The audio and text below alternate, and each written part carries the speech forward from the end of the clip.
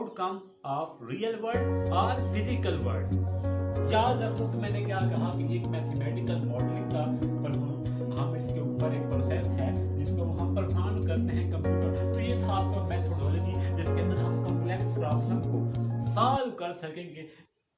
जी friend, जो आपने मेरे थंबनेल के ऊपर देखा वो आपने बिल्कुल 110% राइट देखा, क्योंकि आज की इस लेक्चर के अंदर हम computer stimulation, complex problem, algorithm के बारे में फुल डिटेल के साथ डिस्कस करने वाले हैं। तो काइंडली लाइक एंड सब्सक्राइब और मत करना भूलिएगा। तो अब बगैर कोई टाइम वेस्ट किए हुए हम अपने बढ़ते हैं वीडियो की तरफ। सबसे पहले हम बात करेंगे कंप्यूटर स्टिमुलेशन। व्हाट इज से कंप्यूटर स्टिमुलेशन? बहुत इंपॉर्टेंट डेफिनेशन है।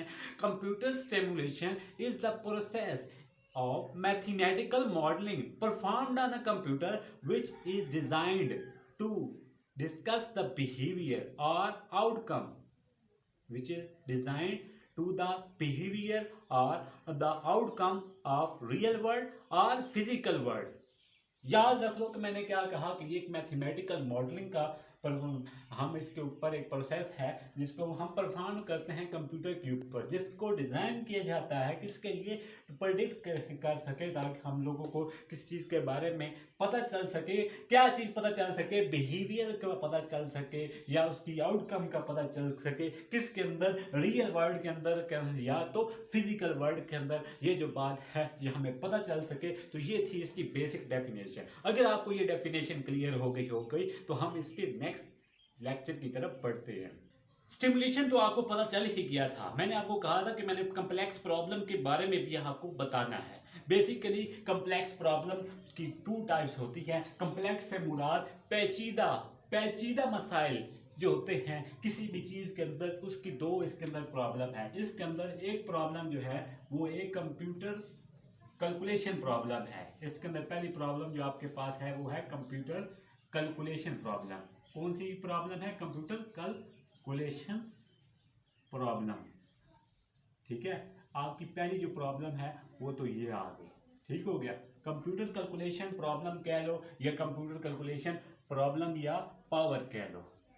ठीक है, कंप्यूटर कैलकुलेशन पावर की प्रॉब्लम जो है ये एक इसकी फर्स्ट प्रॉब्लम है किसकी? कॉम्प्लेक्स के अंदर। ये हमारे पास मतलब कंप्यूटर कैलकुलेशन, जब हम कंप्यूटर के अंदर कैलकुलेशन कर रहे होते हैं तो पावर का बहुत बड़ा मसला आता है इसके अंदर। इसकी दूसरी प्रॉब्लम है कि ह्यूमन अंडरस्टैंडिंग। इसको इंसानियत जो है वो इसको समझ नहीं पाती। किसको? इसकी कॉम्प्लेक्स प्रॉब्लम को। ह्यूमन अंडरस्टैंडिंग जो है ये बहुत कम लोगों को ही समझ आती है। हर बंदे को ये ह्यूमन अंडरस्टैंडिंग नहीं पता होती। ठीक है, ये इसके अंदर बेसिक्स 2 प्रॉब्लम थी जो कोई कॉम्प्लेक्स प्रॉब्लम आती है। ये इसके बाद हम लोग डिस्कस करेंगे मेथोडोलॉजी की मुराद क्या होगा?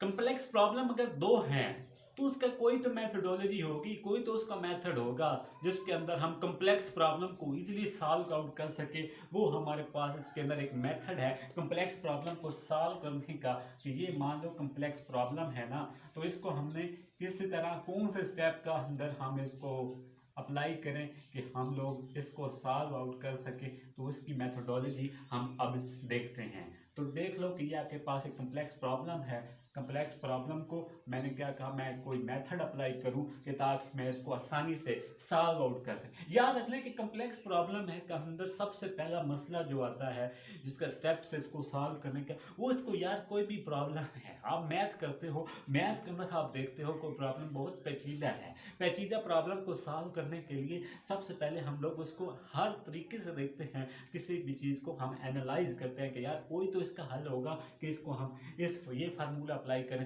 तो ये सॉल्व हो गया, ये फार्मूला आउट अप्लाई करें तो ये सॉल्व आउट हो सके। तो इसलिए हम लोग सबसे पहले इसको क्या करते हैं? एनालाइज करते हैं। ठीक है, ये काम आपने पहला करना है, एनालाइज करना है। इसको हर तरह से इसका देखना है, इसको गौर करना है, तब आप इसको सॉल्व आउट कर पाओगे। पहला प्रॉब्लम आपको पता चला, उसके बाद इसको ये एक तरीका है, पहले इसके ऊपर गौर करो, फिर इसको अपने जेन के अंदर खाका बनाओ, उसका डिज़ाइन बनाओ, डिज़ाइन बन जाएगा। डिज़ाइन के बाद हम लोगों को याद रखना कि डिज़ाइन इसके दो तरह के होते हैं। डिज़ाइन के अंदर हम लोग दो ही प्रॉब्लम डिस्कस करेंगे, या तो हम एल्गोरिथम को डिस्कस करते हैं, या तो हम लोग किसको डिस्कस करेंगे, फ्लो चार्ट को डिस्कस करेंगे। किसके अंदर? डिज़ाइन के अंदर। एल्गोरिथम के मेथड के ज़रिए हम लोग इस डिज़ाइन को के बारे में पता चला पाएंगे, या तो फ्लो चार्ट यूज़ करके हम डिज़ाइन को करके उसके बाद हमको डायरेक्ट इसकी क्या मिल जाएगी, आउटपुट मिल जाएगी। क्या मिल जाएगी? आउटपुट।